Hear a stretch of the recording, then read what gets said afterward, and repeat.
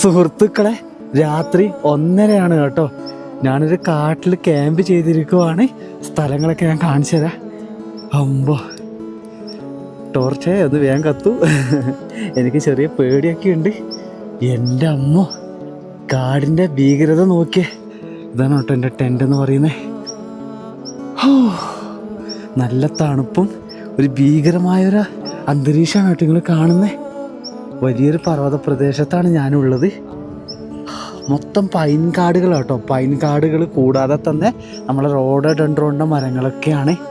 രാവിലത്തെ ഭൂമി മനോഹരമാണ്, രാത്രിയിലെ ഭൂമി ശാന്തമാണ്. പക്ഷെ എനിക്ക് പേടി തോന്നിപ്പിക്കും കേട്ടോ.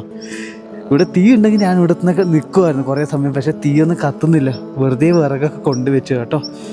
എൻ്റെ അമ്മ, 10 കിലോമീറ്റർ മാറിയിട്ടാണ് കേട്ടോ അടുത്തൊരു പട്ടണം ഉള്ളത്.